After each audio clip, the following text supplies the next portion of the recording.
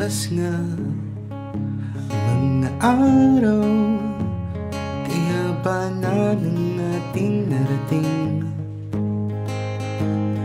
Kahit may mga pasaning, pag-alalay mo ay kapiling.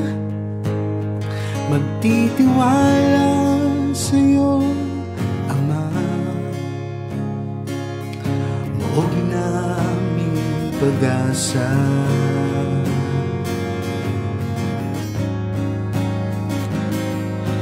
Pag-ibig mo pinadama mula pa sa aming magulang. Hindi nahinto, hindi nagsawa, nagniningning kalwalhatian. At kahit na wala na sila, patuloy ang aming pag-asa.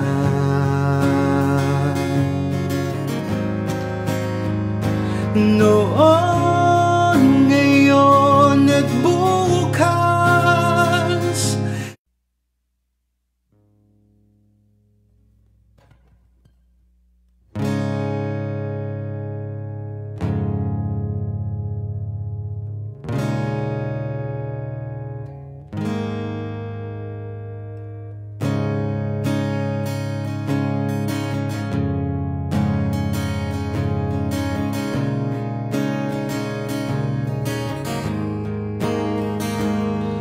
Lumilipas nga mga araw, kaya ba na ng ating narating? Kahit may mga pasaning, pag-alalay mo ay kapiling.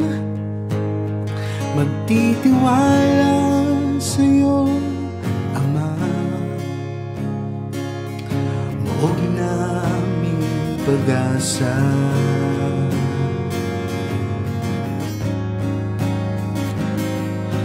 Pag-ibig mo pinadama mula pa sa aming magulang. Hindi nahinto, hindi nagsawa, nagniningning kalwalhatian. At kahit na wala na sila, patuloy ang aming pag-asa.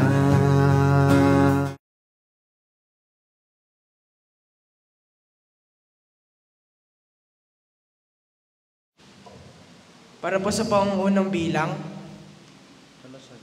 kalasag na matibay.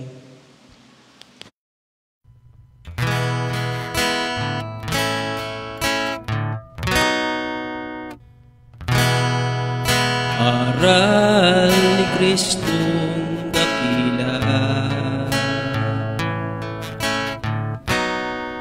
napintal sa ating puso diwa,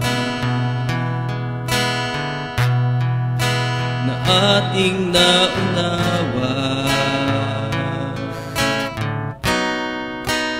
ating isagawa,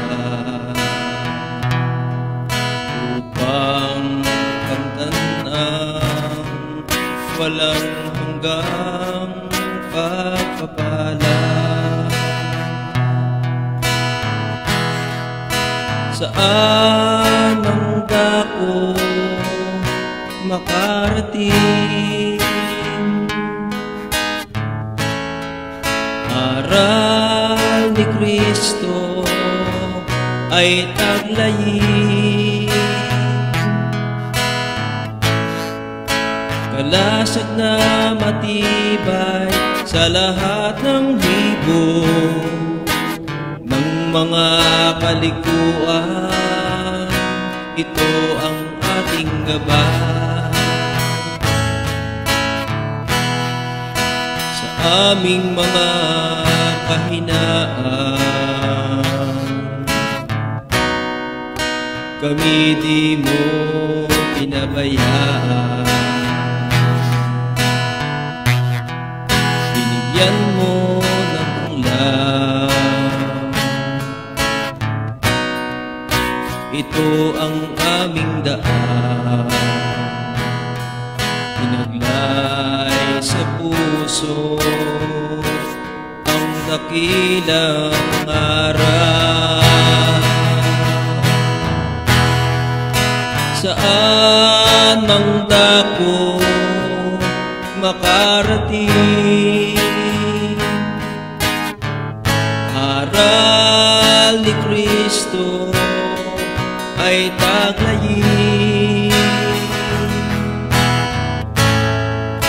Kalasag na matibay sa lahat ng hibog ng mga kalikuan, ito ang ating gabay. Saan mang dako makarating,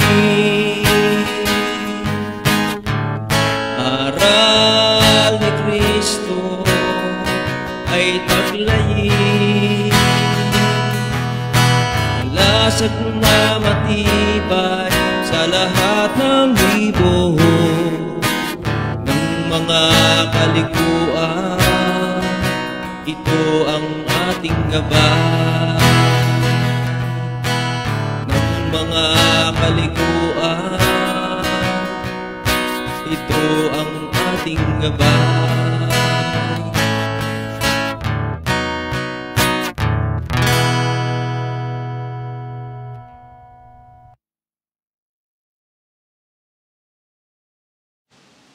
Para po sa huling bilang, babaeng tapat.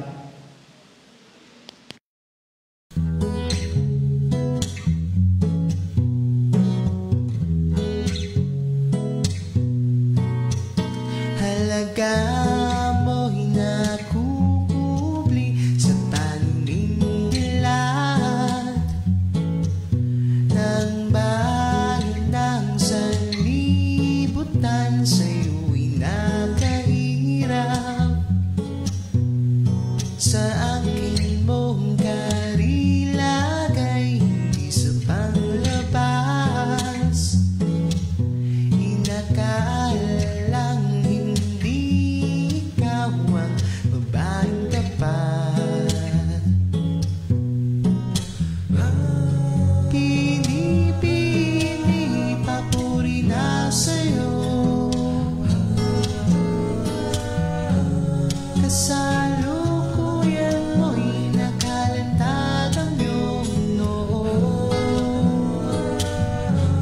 Hindi ka natakbuhan sa libong sanlibo na nag-uulayaw sa tukso't mga kapritso.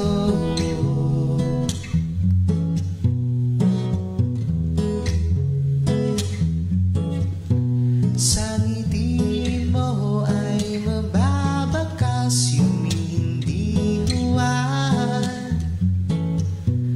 Ang dangal mo ay iningatan, linis ng gintong aral. Ikaw ngayon ay kasintahan ni Kristong patnubay. Di kanya pababayaan hanggang suling araw. Pinipili papuri na sa'yo, kasalukuyan mo'y nakalantad ang iyong noo. Hindi ka natakbuhan sa libong sanlibo na nag-uulayaw sa tukso't mga kapritso.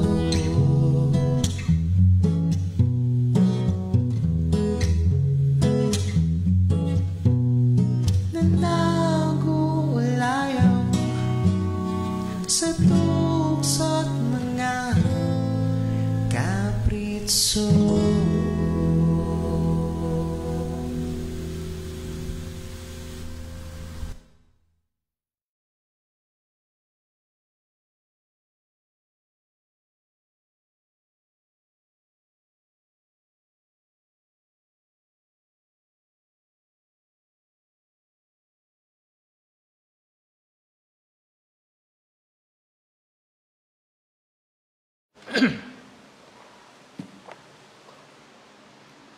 Magandang umaga po sa lahat.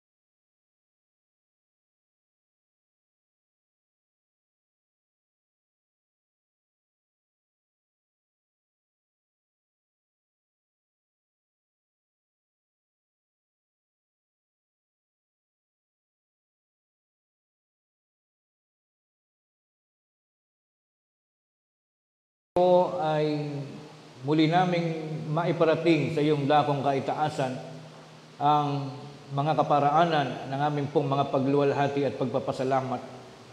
Alang-alang, Panginoon, sa lahat ng hindi masukat at hindi mabilang mong mga biyaya na patuloy na iyo pong ipinararating sa kalagitnaan ng aming mga pagdadala ng buhay. Salamat po, Amang Banal, sa pananatili ng aming mga hiram na buhay na hanggang sa mga panahong ito ay taglay din namin ang mga kapayapaan at ang maaliwalas na pagtataguyod ng aming mga abang mga kalagayan. Saan dako man kami naroroon, ay patuloy mong pinatatanggap sa amin ang mga maliliit at malalaking butil ng iyong mga dakilang mga pagpapala na siya naming tinatamasa at tinatangkilik upang maging katugunan sa lahat ng aming mga pangangailangan sa buhay. Salamat po, Amang Banal, lalong higit sa pananampalatayang iginawad at ipinataglay mo sa aming mga hiram na mga kalagayan na hanggang sa mga sandaling ito'y nananatili din ang aming mga pagkakaisa, ang patuloy na pagganap sa lahat ng mga kautosang inilalatag mo po sa aming mga daraanan. Ito rin, Panginoon, ang siyang naging tunay na dahilan upang kami ay pisanin ngayon ang aming mahalagang pagkakataon. Naririto at gumaganap kami ng dakila naming pananambahan na siyang tanging kaparaan ng aming pong nababatid upang ikaw ay aming pasalamatan. Lubhang sa aming mga dakong kinaroroonan, wala kaming maisip na ibang mga dahilan at o mga kaparaanan upang ikaw ay aming mabayaran sa lahat ng aming mga pagkakautang sa iyo. Maliban na sa ganitong pagsapit ng kaarawan, ay pansamantala naming iniiwan, tinatalikuran ang aming mga mahalagang gawain at ang aming mga tahanan. Ang iba sa amin nananatili man sa aming mga tahanan ay taos pa rin sa aming mga pagkakaisa, ang aming mga kagustuhan na makaganap kami ng isang mahalagang pananambahan. Nawa, Panginoon, ang aming mga katapatan at ang aming mga pagsusumakit, ang aming mga pagsisikap, ang siyang pinakamahalagang handog na aming pong maipagkakaloob sa iyo sa araw na ito. Masdan mo, Panginoon, ang iyong mga alipin na sa abot ng aming mga makakaya, Panginoon. Naririto at naghahandog kami ng mga tinig ng aming mga pag-awit na nagmumula sa aming mga labi, ang pakikiisa ng aming mga damdamin sa pananalangin aming pong ginagampanan ay rin pong natatanaw, maging mahalagang tanawin din nawa mula sa iyong kinaroroonan ang kami iyo pong masilayan na maging ang aming mga kaluluwa ay nananabik sa araw na ito. Palibasay, bibiyayaan mo rin kami ng mahalagang sandali upang kami po ay makapag-aral at makarinig ng iyong mga mahuhusay na mga pagbabalita, mga paglalahad ng iyong mga payo at mga kaparaanan kung paano kami magsisipagdala o mga ngasiwa ng aming mga hiram na buhay. Sa kabuuan, Panginoon, ng aming pong isasagawang pananambahan, ito po'y aming inihahandog sa iyo at maging sapat na kabayaran o kaparaanan ng aming pagpapasalamat na sa pamamagitan po ng aming pagganap sa umagang ito, maging kasang-ayon nawa ang lahat ng aming gampanin ng iyo pong dakilang kalooban. Panginoon naming Diyos, amang makapangyarihan sa lahat bahagi po ng aming mahalagang pagtitipon, ay ang aming pong maiharap na muli sa iyong dakilang paningin ang aming mga pagkataong loob, matapos na sa isang linggong kapanahonan ng aming mga pagdadala ng buhay, ay kasakasama namin ang aming mga kaluluwa sa ang dako man kami pumaroon upang maging saksi at maging talaan ang lahat ng mga pangyayari sa aming mga talambuhay. Naririto, Panginoon, at binubuksan namin sa iyong dakilang paningin ang aming mga kalooban, buong pagmamalaki at marangal naming inihaharap sa iyo, Panginoon, ang lahat ng mga mabubuting kasaysayan na naganap po sa aming mga panahon na kung saan ay kaugnay ang aming mga pag-iisip at ang aming mga kalooban. Naririto ang lahat ng bunga ng mga mabubuting mga gawain na aming pong pinahahalagahan, kaugnay ng mga batas at mga alituntuning siya mo pong itinuturo sa bawat isa sa amin. Gayunpaman, maging sa mga mahihinang dako ng aming mga katauhan, ay hindi po kami nakalilimot na dumalangin din sa iyong banal na kaitaasan ang aming pong mga marurupok na bahagi ng aming mga pagkataong loob, na kung saan kami nagigisnan mo pa rin sa mga dako ng aming mga kamalian. Nagkakasala kami, Panginoon, sa araw-araw, bunga ng iba't ibang mga kadahilanan. Hindi kami lubos na tunay na nagiging banal sa iyong dakilang paningin. Kaya lalo naming idinadalangin, Panginoon, ang aming mga abang mga kalagayan.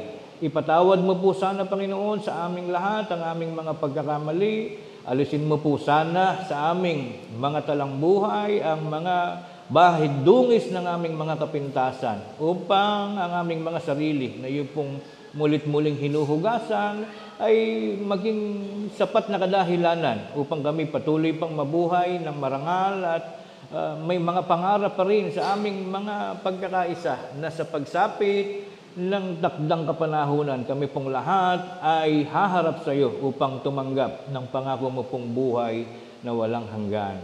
Panginoon naming Diyos, amang makapangyarihan sa lahat, hindi po namin malilimutang idalangin sa iyo ang kalagayan ng bawat isa sa amin, ang mga magkakapatiran sa lahat po ng mga lokal, nagmumula sa mga batang maliliit, sa mga sanggol na tinatangkilik ng kanilang mga magulang, sa mga kabataan, sa mga magulang na siyang gumaganap din ng mahalagang tungkulin sa pangangalaga ng iyong munting bayan, kaakibat ng mga mangangaral na iniibig mo pong siyang manguna at mangalaga sa lahat po ng iyo pong mga alipin sa iyong munting pamayanan. Dalangin po namin, Panginoon, ang pananatili ng wastong antas ng mga kalusugan ng bawat isa. At bagaman ang mga pagkakasakit ay isang katotohanan ng hindi na naiiwasan sa dako namin ginaroroonan, dalangin namin, Panginoon, ang paghipo ng iyong dakilang pag-ibig upang pisanin ang mga kagamutan at pagbabalik kalakasan ng mga katawan ng bawat isa sa aming mga kapatiran. Pahirin mo, Panginoon, ng lunas at ng iyong dakilang himala ang mga pagkakasakit na maaaring dinaramdam ng sino man sa aming mga kapatiran. Ipusan ng dalawin at pagkalooban ng sapat na kagalingan ang aming minamahal na kapatid, si Naida Santiago, na sa kasalukuyan ay tumatangkilik ng pagkakaroon ng karamdaman na batid naming ikaw, Panginoon, ang siyang tunay na ranas ng kagalingan at kagamutan sa kanyang dinadamdam ng mga kalagayan. At gayon din sa iba pa naming mga kapatiran sa iba't ibang mga dako, gayon din ang mga mahihinang pangangatawan, ang mga alipin mong nasa kalagayan na ng mga katandaan na walang kupas pa rin sa kanilang mga pagpapakita ng kanilang dakilang pag-ibig at katapatan sa iyo pong dakilang pangalan. Iparanas mo po sa aming lahat, Panginoon, ang dakilang pag-asa sa buhay, na ikaw ang siyang salaylayan ng aming mga kalakasan ng aming mga kalooban. Ano pa man ang aming tinataglay na kalagayan sa mga pagkakataong ito, nagiging mahalaga para sa amin, sapagat dito kami nagsasama-sama. Ang pag-ibig at pagkakais ang aming pong nadarama ay aming pong pinagsisikapan namin lamang maging kasangkapan sa pagganap namin ng naaayon sa iyo pong dakilang katwiran. Panginoon naming Diyos, amang makapangyarihan sa lahat ito po at ang lahat pa ng mga nilalaman ng saloobin at isipin ng bawat isa sa amin, iba-iba man ang mga bagay na nais naming ipagpasalamat sa iyo, Panginoon, hindi na nangangailangan marahil na ito'y gampanampan ng isa't isa sa amin sa pamamagitan ng aming ganyan-ganyang mga labi, kalibasa ay buong pagtitiwala at pananampalataya kami naniniwala na anumang mga nilalaman ng aming mga isipin at mga bagay na binabalangkas pa lamang ng aming mga isipan at ng aming mga damdamin ay ganap mo nang nalalaman. Palibasay, ikaw po ang siyang nagbibigay sa amin ng mga kalakasan ng aming mga isipan at mga pangatawan. Ang lahat ng mga bagay na ito na hindi namin nabanggit, buong pagtitiwala namin, pinagtatagubilin sa iyo, Panginoon, at ang lahat ng ito ay amin namang hinihiling at pinasasalamatan sa tanging pangalan at karapatan ng aming tagapagligtas na si Kristo Jesus. Amen.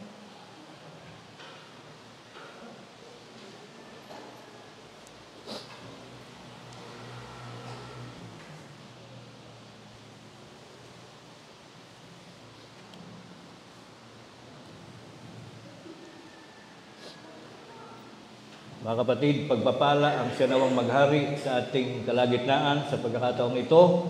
Muli tayong nagsasama-sama upang ganapin ang ating pananambahan. Ito po sa pangalawang linggo ng buwan ng September 2023. Maligayang araw po ng pagsamba sa ating lahat. Nais ko pong basahin ang mga mensahe ng mga kapatid na naglalaki po ng pasalamat para sa araw na ito.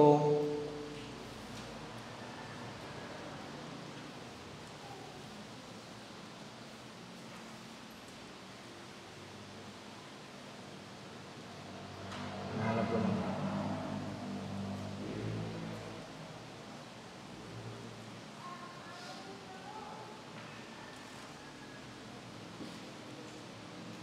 Handog pasalamat para sa pagsapit ng kaarawan ni kapatid na Shari Grace Andal. Ang kanyang kaarawan ay magaganap ngayong September 15, 2023 at dahil na rin sa pagpapala at pagliligtas ng Diyos sa kanya at sa kanyang buong pamilya. Gayon din ang pagpasalamat ni kapatid na Miriam Gilalas Pialon na nasa isang bansa po sa parte ng Europe. Nagpapasalamat dahil sa pagsapit ng kanyang kaarawan. So, yan po ngayon ang mga mensahe ng lakip na pasasalamat ng ating mga kapatid mula sa iba't ibang mga lokal na kung saan tayo po'y nakikiisa sa kanilang pagpapasalamat sa Diyos at bumabati na rin tayo sa kanila ng maligayang kaarawan. So ngayon po mga kapatid, dadako na tayo sa ating maiksing paksa na ating pagsasama-samahan. Igayak po natin ang ating mga loob, ang ating mga interes dahil ngayon po ay mag-aaral naman tayo ng hindi kahabaang paksa. Gaya po ng aking nabanggit, maiksi na lamang po ngayon ang mga oras na ating gagamitin. Mabilis ang mga paces, kaya dapat po ay igayak natin ng masigla ang ating mga sarili. Ang pamagat po ng ating paksa, mga kapatid. Anyway, ito po ay kasama sa mga paksang ating binabalik-balikan lamang. Wala pong bago sa bahay ng Diyos, kundi ito po ay mga batas, mga kautosang lagi po nating sinasariwa lamang. Huwag na po tayong mag-expect ng bago sapagkat ang buhay po natin sa mundo ay paigot-igot lamang din ang ating mga pinag-aaralan. Ang pamagat, kung sino ang mga taong tinatawag na born again o ipinanganak na muli ayon sa Biblia.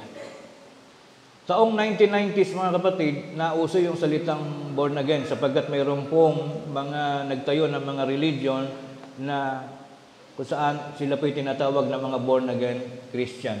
And then the story goes na sila po'y nangangaral na ayon po sa kanila, ang tao ay kinakailangang maging born again bago maligtas. Ngayon, ang magiging contradicting ideas po sa atin, tayo po'y membro ng Iglesia ng Diyos na buhay kay Kristo Jesus. Totoo po ba na ang tao ay kinakailangang maging born again o ipanganak na muli? Ano po ang ating magiging stand o prinsipyo dito? Kaya po ang ating tanong, kung totoo na ang tao ay kinakailangang ipanganak na muli o maging born again, sino yung tinatawag na born again? Kapag ito po, narehistro yung kanilang pangalan, mayroon pong rehistro na born again Christian. As I understand, yan po ay nakatala sa Securities and Exchange Commission. Ngayon, kung nasa kanila pala ang kaligtasan, paano naman tayo? Kawawa naman tayo mga kapatid. Tayo matagal nang nagdadala ng ating pananampalataya na kung saan sinasabi natin ang itinuturo sa Biblia, 1 Timoteo 3:15, Iglesia ng Diyos na buhay kay Kristo Jesus. Saan magtatagpo yung dalawang idea na to? Kung totoo ay born again, totoo yung IDB, saan tayo pupwesto mga kapatid? Simulan natin ang pag-aaral. Sa Biblia po ba, tunay po bang sinasabi na kailangan sa tao na maging born again? Pakinggan po natin, Juan 3:3, ganito po ang malinaw na salaysay. Sumagot si Jesus at sa kanya'y sinabi, katotohanan sinasabi ko sa iyo, maliban na ang tao'y ipanganak na muli, ay hindi siya makakakita ng kaharian ng Diyos. Dito po hango yung salitang born again. English lang natin nakilala. Pero totoo po, pag tinanong, kasi minsan darating sa inyo yung tanong ng bata, Daddy, Lolo, totoo bang ang tao kailangan maging born again? Hindi ka maaaring sumagot ng hindi. Mali yung anak. Kasi sasala ka sa sinasabi ng Biblia. Sapagkat ang sabi ng Biblia, totoo nga na maliban ang tao ay ipanganak na muli, ay hindi ka makakakita ng kaharian ng Diyos. So, you have no other choice but to answer directly na sasabihin mo, tama yun, anak. So, lilipat tayo, Daddy, lilipat tayo, Lolo, ng religion, lilipat tayo sa born again. Iyan po ang ating pag-aaralang susunod. Ano ang ibig sabihin ng ipapanganak na muli? Sapagat yan pinag-usapan din, ang ito'y sabihin ng ating Panginoon Kristo, pinag-usapan din ng mga mamamayan niya. Kami baan niya, ibabalik pa sa sinapupunan ng aming nanay. Kasi may mga taong pilosopo Pag narinig na ipanganak na muli, akala babalik uli sa matres ng kanilang mga nanay. Ano po ba ibig sabihin nito na ipapanganak na muli? Juan 1:13. Na mga ipinanganak hindi sa dugo, so wala na pong cesarean, hindi na po kailangan ng hilot, hindi kailangan ng maternity lying in center, mga ganyan po, hindi na aagos ang dugo, ni sa kalooban ng laman, wala nang lamang bibiyakin, wala nang laman lalaki uli ang tiyan, wala na pong ganun, hindi yun according doon sa dugo at laman, ni sa kalooban ng tao, sapagkat merong nanay na gustong mabuntis, merong nanay na yung tinatawag na unwanted pregnancy, meron nanay na nabuntis nang hindi niya gusto. Kaya when we say pregnancy o yung pagbubuntis, merong sa kalooban ng tao, meron namang hindi. Merong ayaw pa mabuntis, biglang nabuntis. Meron namang gustong-gustong manganak, hindi naman manganak-nganak. Kaya involved po yung lahat na yan.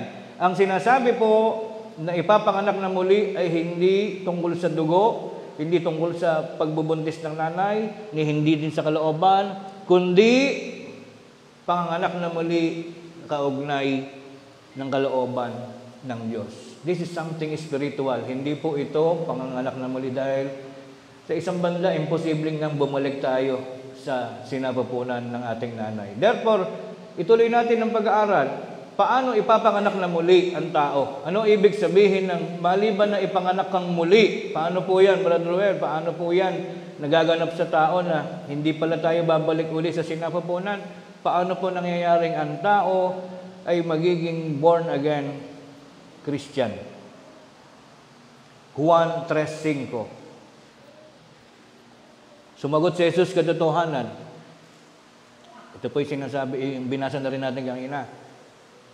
Katotohanan sinasabi ko sa inyo, maliban na ang tao ipanganak ng tubig at ng Espiritu, ay hindi siya makakapasok sa kaharian ng Diyos. So binigyan ng supporting details ng ating Panginoon Kristo kung paano ipapanganak sa tubig at sa Espiritu. And that is why, nung kayo po ay pumasok, maging miyembro ng Iglesia, tayo po ay iniugnay ng Espiritu at ng tubig sa Diyos. Kailan po yun? Panahon ng bautismo. Kaya po tayo nilulubog, inihalimbawa kung paano binautismohan po ang ating Panginoon Kristo sa ilog.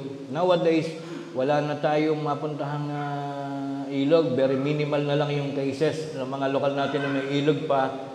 Ang ginagawa po natin ngayon, sapagkat ang diwa po ng pagbabautismo, kailangan lubog po yung katawan.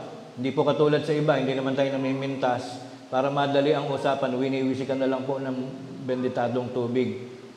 Ayun ang kanilang, ay miniature ng example ng pagbibinyag.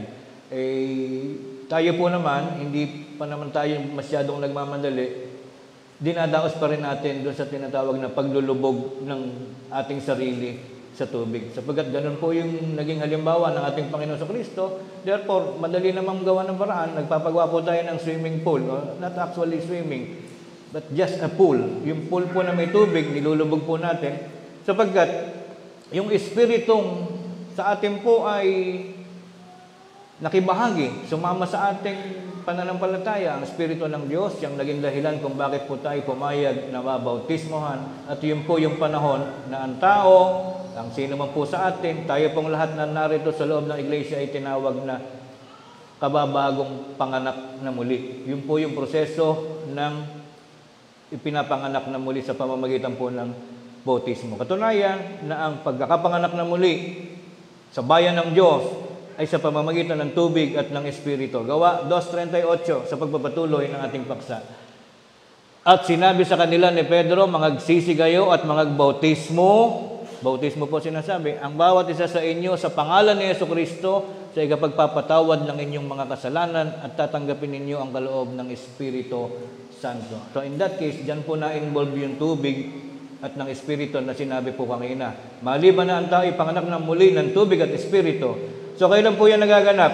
Sa araw ng pagbabautismo. Next, ano po ang magiging kalagayan ng tao matapos na siya'y ipanganak na muli o tawaging born again? Mamaya po natin sasagutin kung kailangan ba lumipat tayo ng religion na ang pangalan ay born again or we can do it right here in our own way. Dito po sa IDB. Pwede ka bang maging born again dito sa IDB? Alamin natin, 2 Korinto 5:17. Ano ang nagaganap, bagong kaganapan sa tao matapos na siya ay mabautismuhan? 2 Korinto 5:17. Kaya't kung ang sino man ay na kay Kristo, siya ay bagong nilalang, kaya po bagong panganak. Kahit na ano edad natin, bagong panganak ang tawag sa atin. Ang mga dating bagay ay nagsilipas na, narito sila'y pawang naging mga bago. Kaya po pala tinatawag na bagong panganak. Kahit na tayo 65 years old na o 80 years old, bagong panganak pa rin tayo. Hindi na tayo tatanda. No more aging process when it comes to our spiritual being. Hindi po tayo tatanda sapagkat tayo always na laging bagong panganak sapagkat ang ating lumang tradisyon, lumang kultura po ng mga Pilipino ay atin ang iniwan. Lumipas na po yung mga lumang paniniwala na minana pa natin sa ating mga ninuno, naturo din ng mga ibang mga lahi na nagturo sa atin ng mga religion. And so far, marami pa rin sa ating mga kababayan ang nakabaon pa rin sa lumang tradisyon at kultura ng paglilingkod sa Diyos. Kaya po tayo mapalad, hindi pinag-uusapan ng dami. Ang ating pong pinagpapasalamat sa Diyos ay nakilala natin ang mga tamang landasin ng tinatawag ng mga taong ipinanganak na muli. Ano ibig sabihin na pinanganak na muli? Naging bago nila lang. Suportahan po natin ang mas matitibay pang mga talata, Efeso 4:22 hanggang 24. Alamin natin. At inyong iwan. So, meron talagang pinaiiwan. Hindi yung alam mo na may something na mali, ay sabihin, dito na kami tumanda, dito na nag-ugat-ugat ang aming mga lahi, hindi na ako alis dito, para pong ganon. May batas po sa Biblia na iiwanan mo anumang maling patakaran ng paglilingkod sa Diyos. Inyong iwan tungkol sa paraan ng inyong pamumuhay na nakaraan, ang dating pagkatao, kung dating wala kang pagpapahalaga sa oras ng pagsamba, kung may mga taong kaya lang magsasamba ay kapag birthday, after ng birthday ay wala na, hindi po ganun dapat. Dapat meron kang babaguhin yung dating pagkatao. Sumama na sumama ayon sa mga kahalayan ng pagdaraya. At kayo'y magbago sa espiritu ng inyong pag-iisip. May babaguhin po sa pag-iisip. Hindi na uubra ngayon yung ang iisipin mo na ang Diyos ay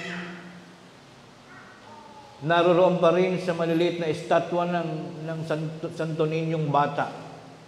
Because that is something that is very ridiculous.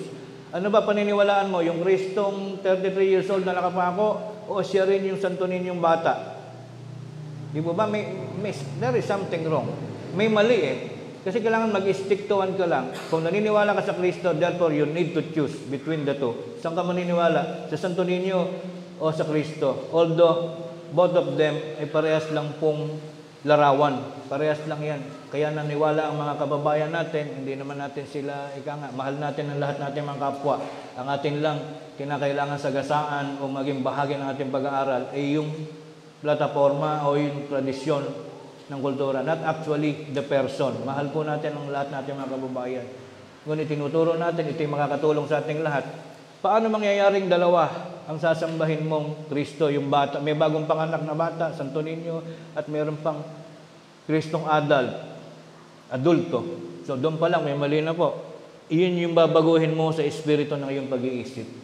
Hindi uobrang tumatanda ka sa IDB na ang luma pa rin patakaran ng daladala mo, naniniwala ka pa rin sa mga pamahiin, naniniwala ka pa rin sa mga agi-agimat, naniniwala ka pa rin sa mga kung ano-anong mga tradisyong dala ng lumang paraan ng paglilingkod sa Diyos. 24. At kayo'y mga bihis ng bagong pagkatao na ayon sa Diyos ay nilalang sa katuwiran at sa kabanalan ng katotohanan. Kung ano po tayo meron ngayon, yung ating sinusunod na mga doktrina na lahat po na yan ay lagi nating pinipilit sa abot nating mga kaya na laging nakaugnay sa kung ano yung sinasabi po sa Biblia. May mga tanong tayo din na gustong sagutin para sa atin. Unang-una ay tungkol daw sa pananamit pagka sumasamba. Maraming mga sitwasyon po nakainggit-inggit sa iba. Alam niyo po sa ibang dako, pag sumasamba sila, naka-uniform sila, lahat nakaputi. Meron naman na hiwalay ang babae sa lalaki. Sa ibang mga Sunday po, tatalakayan po natin yung tungkol diyan lang. Kung ano, di po ba kung ating marirecall, kung ano yung pinaka-the best mong damit. Minsan pag-a-attend ka ng birthday ng kumpare, birthday ng o mag-aanak ka sa binyag, kung tawagin ng araw, naka-sputnik ka, parang dinilaan ng baka.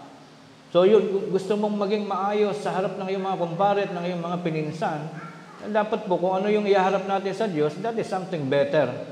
Better than kung ano yung gusto mong isuot kapag namamalengke. Huwag lang po mangyayaring nire-reserve natin yung ating mga magagarang damit para sa pag-attend ng mga kung ano-ano mga events, pero sa pagka po tayo sasamba, ay kung ano na lang yung ating maisipan. Yun po ang ating ruling. Sapagkat wala naman daw sa labas ang paggayak, kundi ang puso, nasa puso na natatago sa loob. In that case, sabihin natin, nung araw nga, nagsasambahan sila sa loob lang ng talahiban eh. Pag nagtuturo ang ating Panginoong Jesucristo kasama mga apostol, wala silang formal na pananambahan na katulad ng ginagawa natin. Kaya hindi question yung kailangan ba malaki kapilya mo, maganda o ano. Kasi talagang dinanas po nila na patago ang kanilang mga sambahan sa mga loob ng batuhan, sa mga lumang mga lona, sapagat hinahabol sila noon ng gobyerno. Kapag sila'y nakita, ang turing sa kanila ay mga NPA. Sila po yung mga kontra sa existing na relihiyon noong panahon na yun, sapagat nagkaroon po ng mabigat na transition period, yung religion na itinuro ni Moises, at sa pagdating ng bagong relihiyon na turo ng ating Panginoon sa Kristo, nahirapan silang i-recover yung kanilang sarili. And that is the reason kung bakit napako nga ang ating Panginoon sa Kristo, sapagat ang turing sa kanila ng mga panahon na yun ay rebelde. Ngayon sa ating panahon, ang sumasagi sa ating isipan, bakit ganito ang ating religion, ganito at ganyan, ganito at ganon.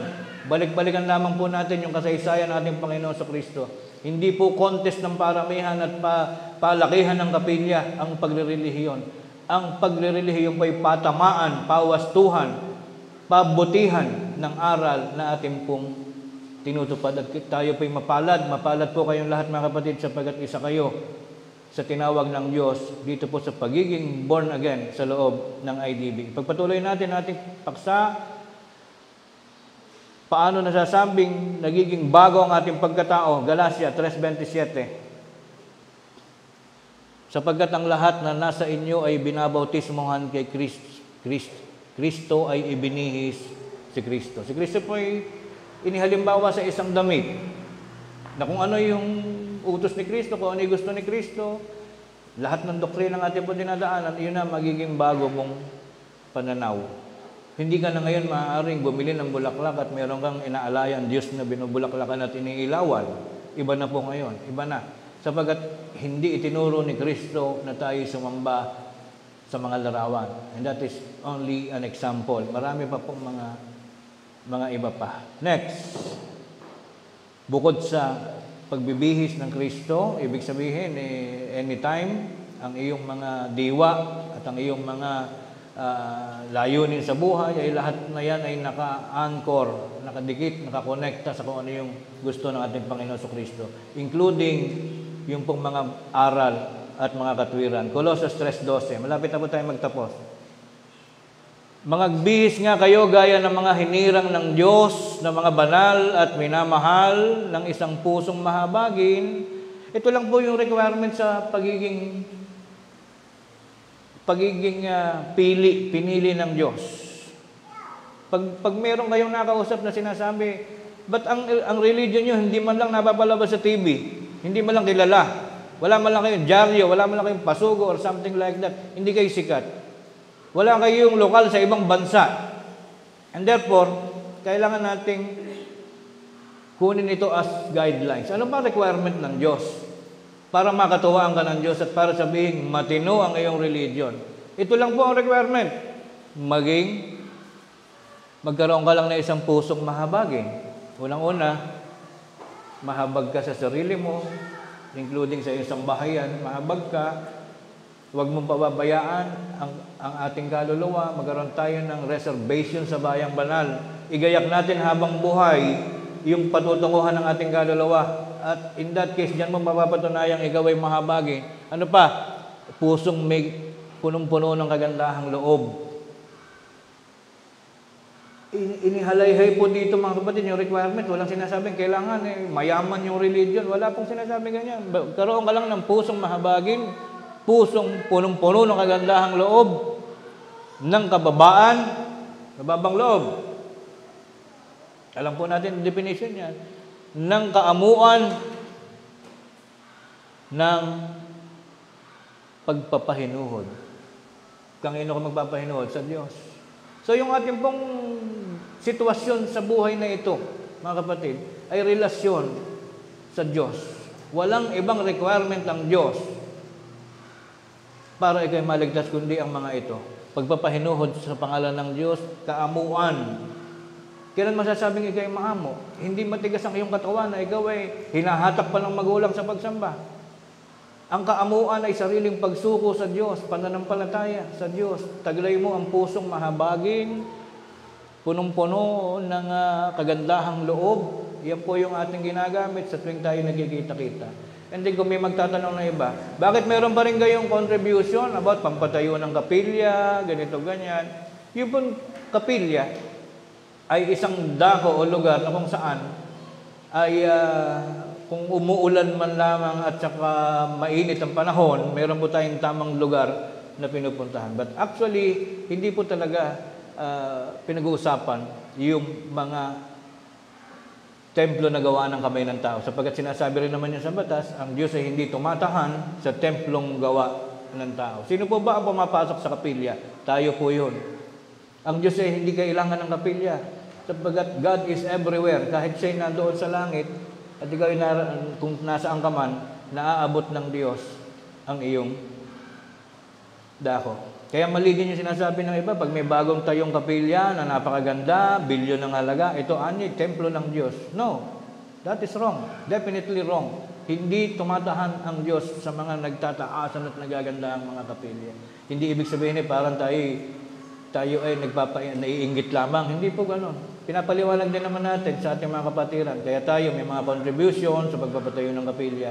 Para sa atin din naman. Para naman medyo aping-api na nga tayo. Magpapaapi pa tayo ng husto. Nagagawin natin pinagtagni-tagning dahon ng niyog ang ating gagawing sambahan. Pwede naman tayo magpatayo. Kaya po meron tayong mga sinisinop din ng mga pag-aari ng iglesia upang mas ilagay po natin sa kaayusan yung ating paglilingkod. Subalit bukod po sa iba't iba pang mga bagay, ito lamang po ang requirement para maging isang mahusay na lingkod sa Diyos. Ito lamang po, wala nang iba pang bagay. Hindi sinabing kailangan madami kayo, hindi sinabing kailangan sa lahat ng bansa puntahan ninyo. Wala pong ganon. Ito lang ang requirement sa tao para ikaw ay maligtas. At ano pa yung pinakamahalagang requirement? Lahat po ng paksa natin. Ito po yung pandulo. Ito yung pantuldok para po matandaan po natin lahat, especially lahat ng bata. Kung maalala niyo po last week, dito rin tayo nagtapos sa 3 talata na ito. Okay, question. Born again, alam na natin yung born again, papanganak na muli sa pamamagitan ng bautismo. Saan po gaganapin yung pagiging born again? Kailangan pa ba nating lumipat ng religion, hanapin mo yung pangalang born again? O saan ito nagaganap? Awit, 93:5. Ang iyong mga patotoo ay totoong tunay. Ang kabanalan ay nararapat sa iyong bahay, O Panginoon, magpakailan paman. So the first thing that you are going to do, matapos kang ipanganak na muli sa pamamagitan ng tubig, see to it, pilitin mo na ang naging kaganapan ng iyong pagkakabautismo ay nasa bahay ng Diyos. Bahay ng Diyos sinasabi. Ano mang mabuting ginawa mo na hindi sa bahay ng Diyos, palpak po yun. Yun po ay scam. Yun ay hindi legit. Baliwala ang iyong sikap kapag hindi mo ito ginanap sa bahay ng Diyos. And therefore, pwede namang i-claim ng iba, pwedeng sabihin ng iba na lahat ng religion ay bahay ng Diyos. Mali po yun. Meron lamang specific religion na tinatawag na bahay ng Diyos kung ang bubuksan natin ay ang Biblia. Unang Timoteo 3:15, ano ang bahay ng Diyos? Ngunit kung ako'y magluwat ng mahabang panahon ay upang maalaman mo kung paano ang dapat sa mga tao na ugaliin nila sa bahay ng Diyos, specifically, na siyang iglesia ng Diyos na buhay, haligi at suhay ng katotohanan. Kaya po, hindi mo kailangan lumipat ng ibang religion. Dito pa rin sa iglesia ng Diyos na buhay, ginaganap ang pagiging born again, sapagkat ang pagsunod po sa sinasabi nating pagbabautismo, bahagi ng utos. Ang paghanap sa bahay ng Diyos ay bahagi ng utos. Kaya ito po ang ating huling talata. Anong katunayan? Lahat ng utos na gagawin mo o susundin mo, kailangan maganap sa bahay ng Diyos na siyang iglesia ng Diyos na buhay. Huling talata, Ezra 7:23. Anumang iniuutos ng Diyos ng langit, yung bautismo po ay utos, gawing lubos sa bahay ng Diyos ng langit. Putulin na natin lang. Pwede naman yun, kaya may tutuldok eh. You have a choice. Basahin mo na bukas yung susunod or some other month. Kaya hinahati po yan. Kung mahalagang yung upper part lang pahalagahan mo, which is mahalaga din naman nasa ilalim, para wag malabusaw yung diwa, doon na lang natin muna iparada. Ano mang iniuutos ng Diyos ng langit, gawing lubos sa bahay ng Diyos ng langit. Kaya't kung ang kaayusan, ang katwiran, ang kabanalan ay ginagawa mo nga, subalit wala ka sa bahay ng Diyos ng langit, iyan po ay nawawalan ng saysay. Kaya mapalad po tayong lahat, binabati ko po kayong lahat, mga kapatid, sa kapalarang ating pong tinanggap, ang inyong tinanggap, na tayo pong lahat ipinanganak na muli sa loob ng tamang dako, nasa bahay po tayo ng Diyos, iglesia ng Diyos na buhay kay Kristo Jesus. Magandang umaga po, muli po tayong magpasalamat sa Diyos, mga kapatid.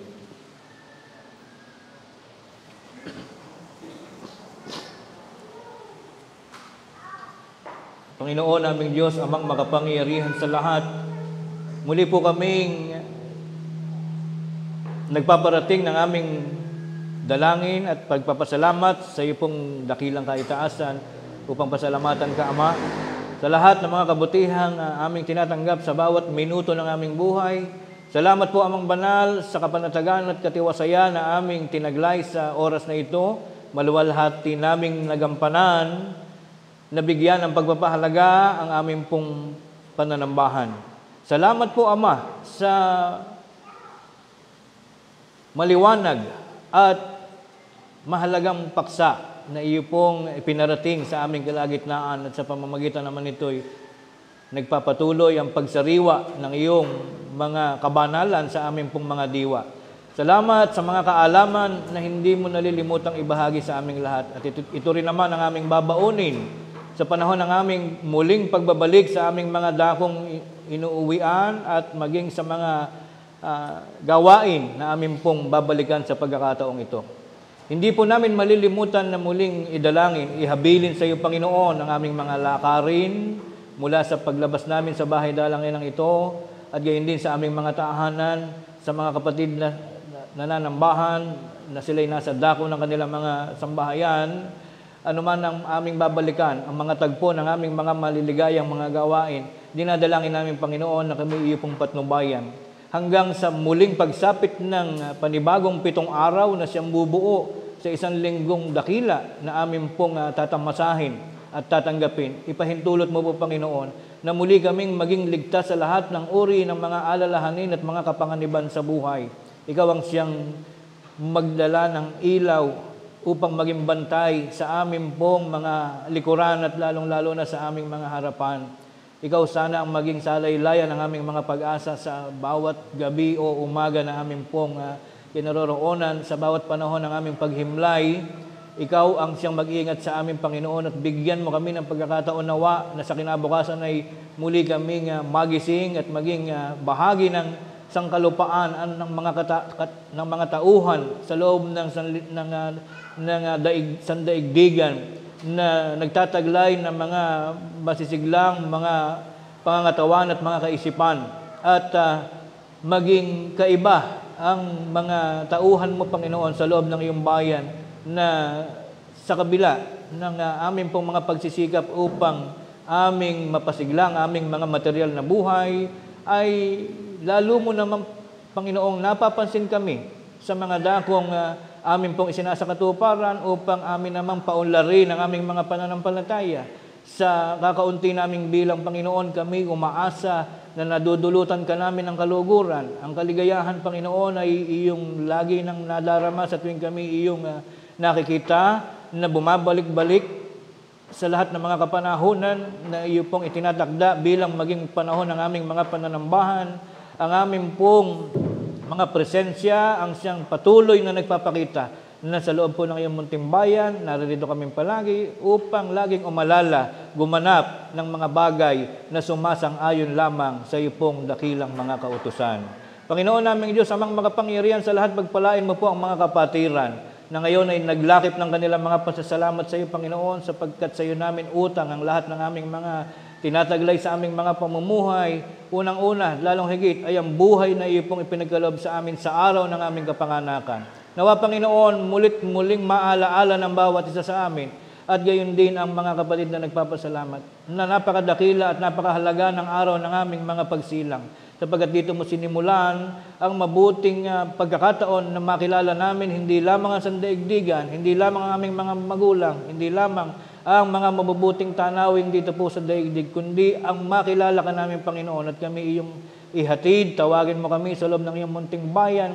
Yan ang pinakamahalagang dahilan ng aming pagkapanganak, Panginoon. At maging sa panahon ng pagkakapanganak naming muli sa loob ng iyong bayan, amin pong pinasasalamatan. Nawa, Panginoon, ang mga mabubuting mga kaloob na iyo pong na iyong igagawad sa mga kapatid na nagpasalamat ay siya ring mga dakilang mga kaloob na tanggapin po ng bawat isa sa amin ang sangkalahatan po ng iyong bayan, mga kapatiran na dumadalangin at umaasa sa iyong dakilang pangalan. Palagian po sanang tumanggap ng iyong mga biyaya, ng iyong mga pamamatnubay, hanggang sa kami ay patuloy mo pang pinahihiram ng aming mga panahon at ng aming mga kalakasan. Ama naming Diyos na makapangyarihan sa lahat, ang lahat ng ito muli ay aming pong hinihiling at pinasasalamatan sa tanging pangalan at karapatan ng aming tagapagligtas na si Kristo Jesus. Amen. Mga kapatid, sa mga nagpasalamat po, Sa inyo pong mga dako, maaaring mangyari pong kayo po'y tumayo upang inyong tanggapin ang basbas ng ating Panginoong Diyos sa pamamagitan ng kanyang kinakasangkapang mga ngaral.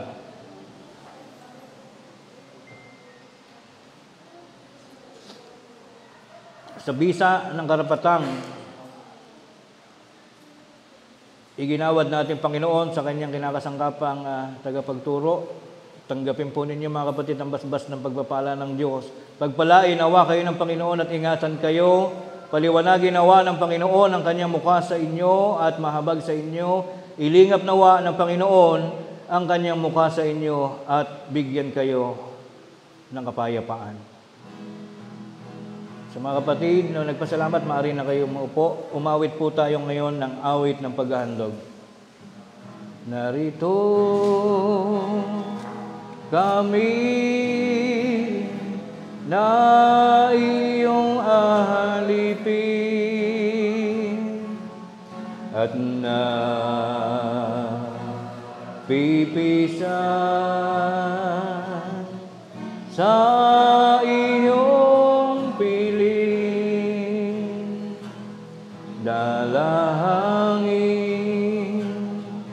awit ay inihain, sana ay marapatin.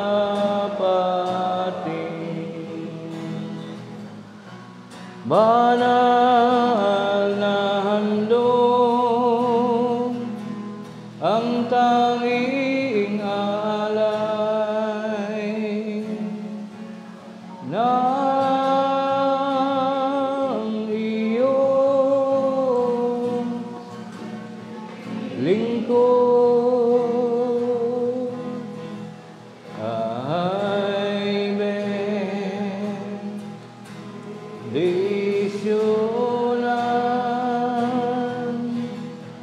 na kaya ng kaloob. Ang handog na uukol sa Espiritu ay tungkulin ang lingkod ni Kristo upang ipahayag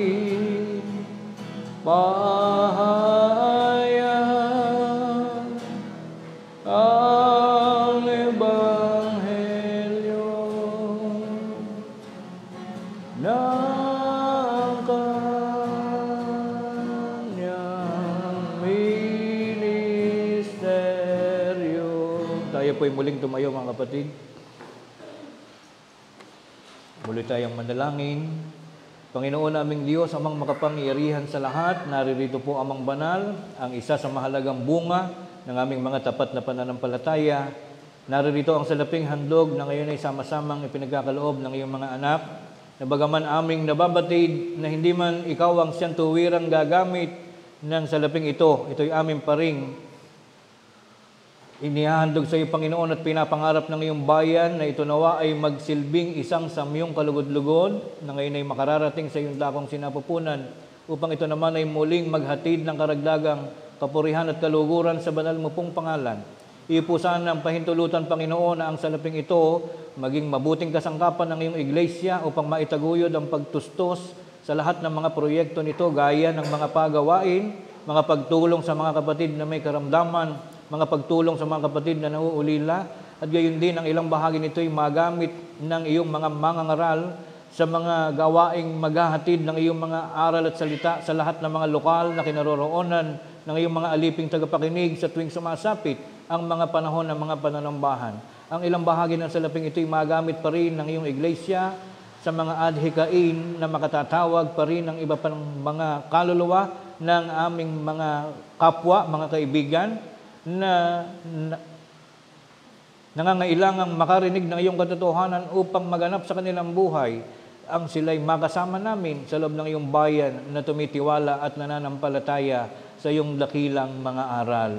Ama naming Diyos na makapangyarihan sa lahat, ang halaga ng salaping handog na ito ay amin pong ngayong inihahandog at pinagkakatiwala sa iyong banal na iglesia sa pamamagitan naman ng kaalaman ng aming tagapagligtas na si Kristo Jesus. Amen. Awitin natin ang doksolohian. Ang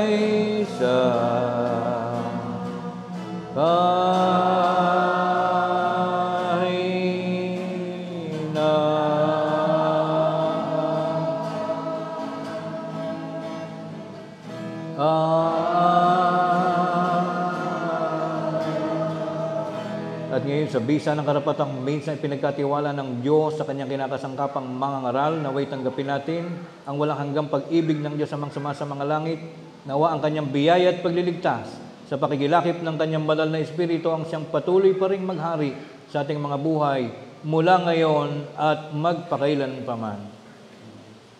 Maraming salamat mga kapatid, mag-iingat po tayong palagi.